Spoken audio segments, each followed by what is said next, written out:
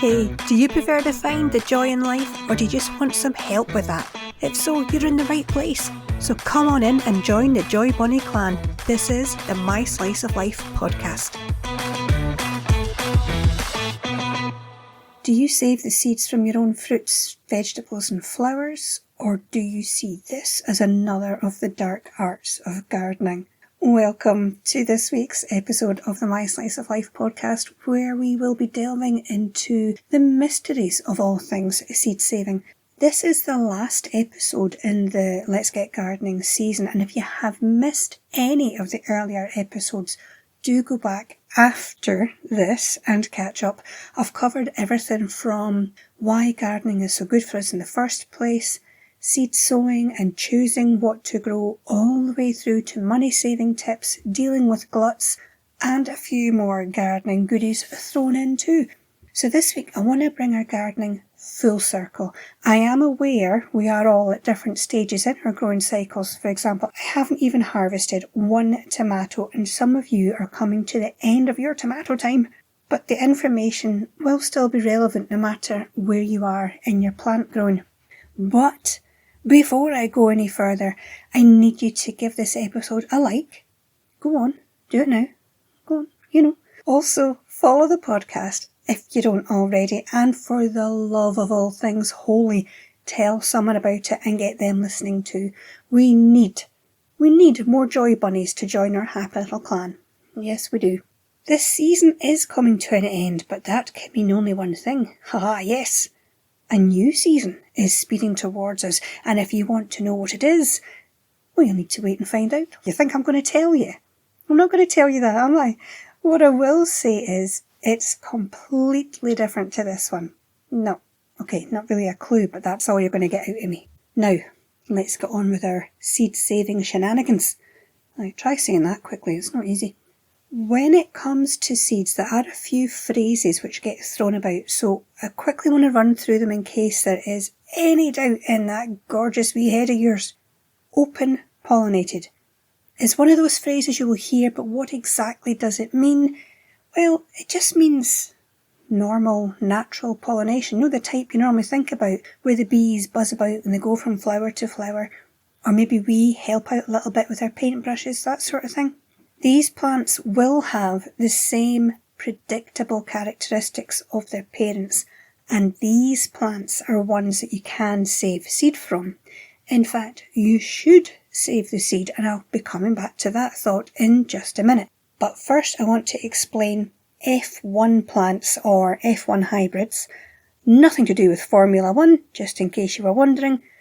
These are developed through a process of controlled breeding between two pure lines of a plant species.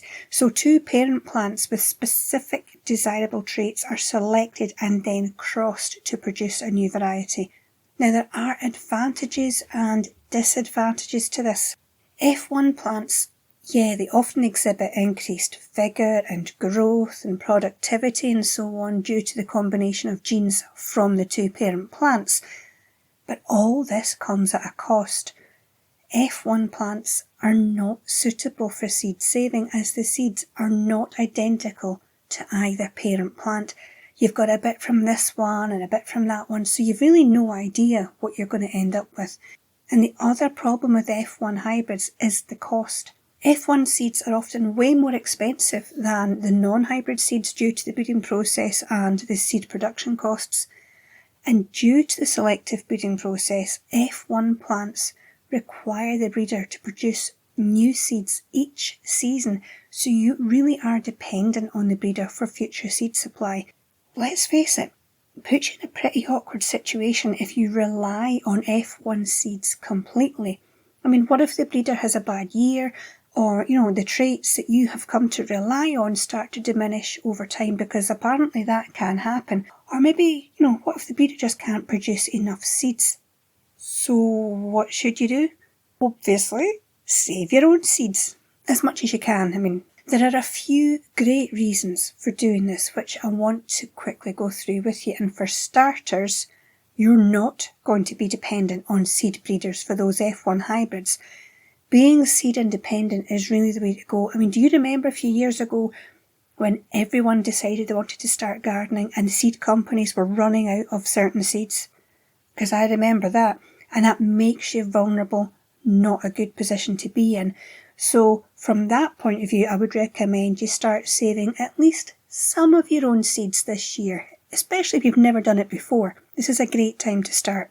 This will also save you money. Seeds, okay, they're not the most expensive thing in the world, although, like I said, the F1 types are going to cost you more to buy, but every little helps, doesn't it? Having said that though, some of the rarer ones, or these heirloom ones, they really can start costing you more than you'd expect, and that soon mounts up if you've got a whole garden that you're wanting to plant. Also, by saving your own seeds, you help maintain the genetics of your favourite crops, which means you get the best growing, best tasting and healthiest plants which crop well for you. You get to pick and choose the traits that you want in your plants. But how do you do that? Well, firstly, you need to make good choices when you come to selecting plants for your seeds. Stick to the open pollinated varieties for reasons I just explained. Find the best growing plant you have. So for example, if you want to save some tomato seeds, you'll pick the plant which is growing the strongest and shows the traits that you're looking for. Nice and healthy, growing well, plenty of fruit, no sign of disease, well suited to your growing environment.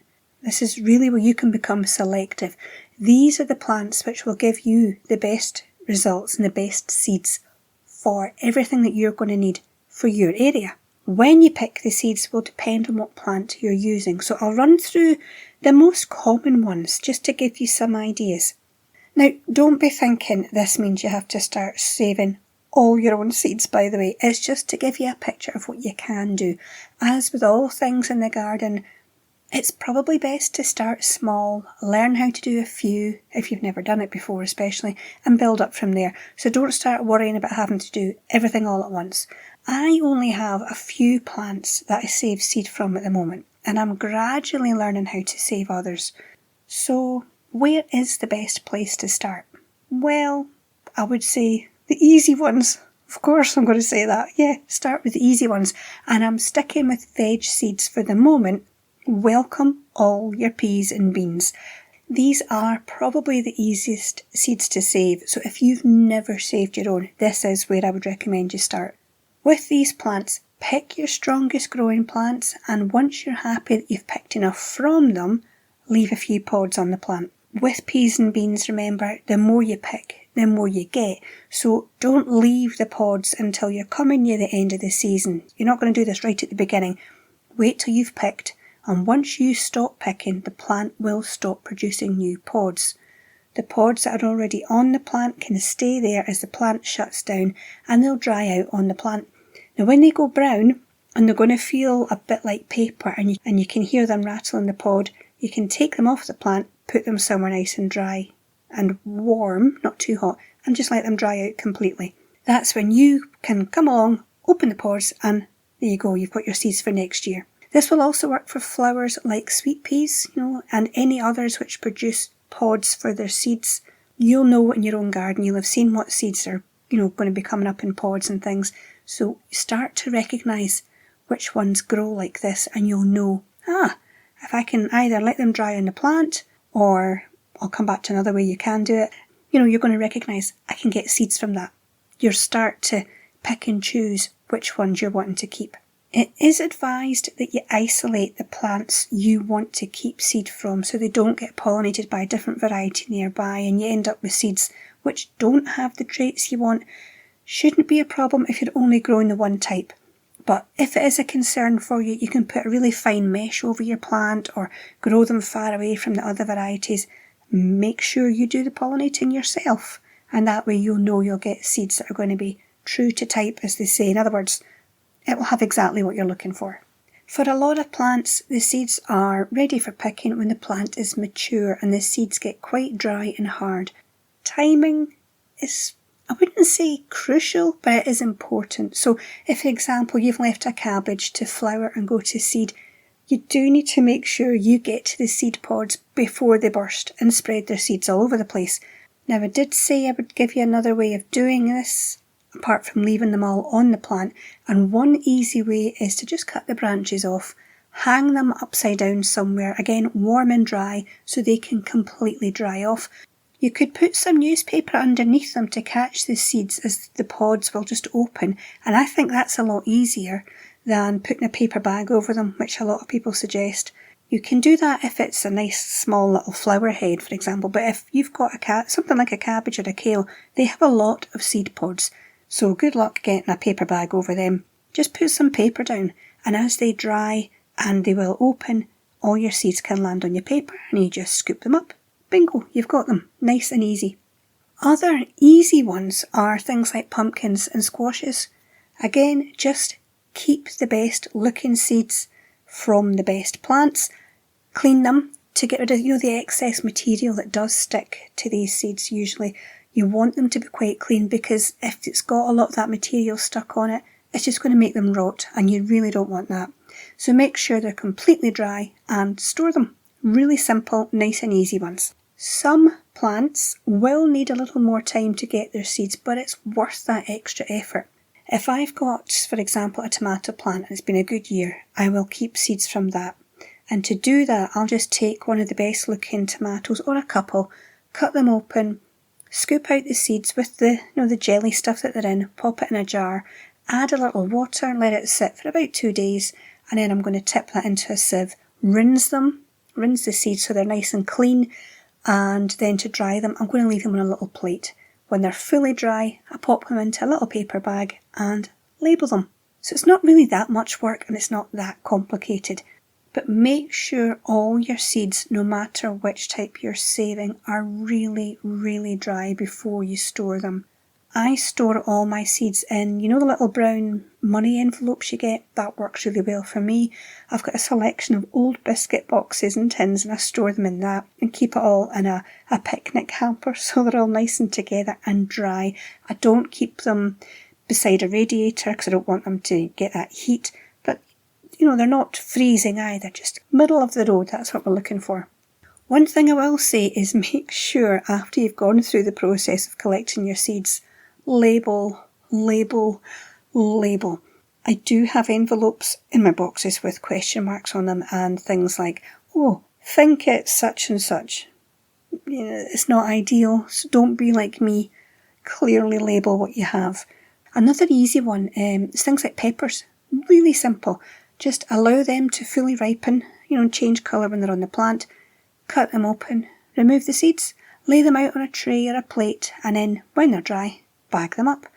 Now, I'm saying leave them on a plate because one year I did put them on kitchen paper and I did it with quite a few seeds actually, and I don't recommend it because all that happened was they stuck to the paper and I didn't end up with these nice clean seeds. I had a real papery mess. It was awful. They stuck and it was terrible. So I ended up spending ages trying to clean them all up again. It was awful. So now I just lay whatever seeds I have either on a tray, I've got a plastic tray that I can put them on, or a plate and just scoop them up when they're totally dry. Works much, much better. Now, cucumber seed is something I haven't tried yet, as I haven't had much success growing them for a couple of years, I'm really sorry to say. But it is recommended, because I looked it up for us, it's recommended that you leave the cucumber that you want seeds from. Leave it to mature on the plant until it turns yellow and begins to soften, and then you're just going to scoop out the seeds and the pulp and treat them in the same way as the tomato seeds, so it's not too difficult really. But I did want to bring that up in case you're thinking, my cucumbers have done well this year, how would I save seed from that? So that's what they recommend. With things like lettuce and onions, just allow them to bolt. They'll go to seed themselves, they'll flower, let them bolt, and they'll form the seed stalks. And you will see them start to flower and you can collect them as they dry. What I tend to do is cut the stalk a little before they're completely dry and I'll hang them upside down indoors. Then I will put, a little paper bag. That will work for that. Now, I've done that with onions, spring onions. Like I said before, you can do it with the cabbage and kale, but put paper down. And it's worked no problem. I do prefer doing it that way though. I don't want to have it sitting outside and drying outside. Like I said, I don't want those seeds spreading everywhere. I want to make sure I get them. So a bit of a controlled environment if you like. Actually, where I'm sitting right now, there's onions growing outside the window.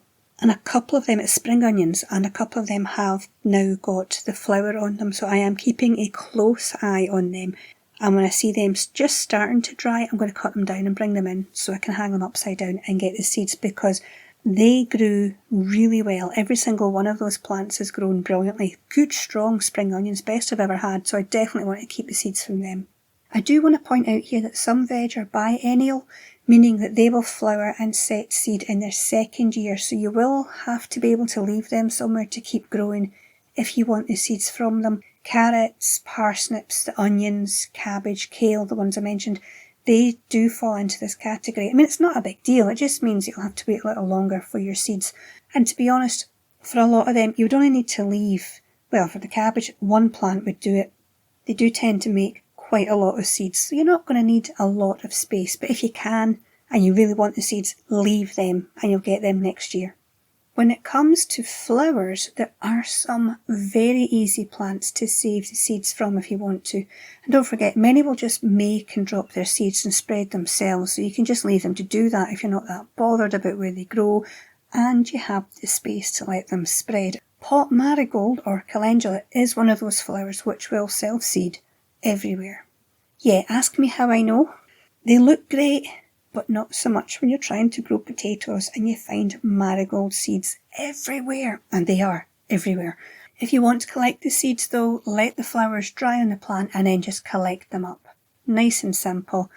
I mean, these things, you can't go wrong with them. If you don't want or need them to self-seed, by the way, or say you've got enough and you don't want to be in the position I'm in where they are everywhere, you do need to be pretty vigilant about removing the flower heads, or deadheading as it's called, before the seeds fully form, and then, because they'll just start dropping the second they can, they will drop. So when you see the flowers just coming to the end and not looking so good, just take them off, pull the flower heads off before the seeds even start to form, and then you won't have to worry about pulling every single seedling out. Sunflowers are also nice and easy. Just let the flower heads dry on the plant, cut the heads down and remove the seeds. Again, let them fully dry before you store them. It's a good idea, if you can, to leave one or two heads up for the birds. So try and have a couple of plants. So you can have some, the birds can have some. I like that. It's a win-win. I do like that. For plants like zinnias and cosmos, just allow the flowers to fade and the seed heads to dry on the plant. Collect them, and I would let them dry just a little longer to be on the safe side. I have found with my chamomile this year, because this is the first year I've really managed to get flowers, the chamomile heads are very keen to fall apart when dried, because I was drying some for tea and I noticed when I pick them up they just crumble. So I can keep some of them for seeds as well.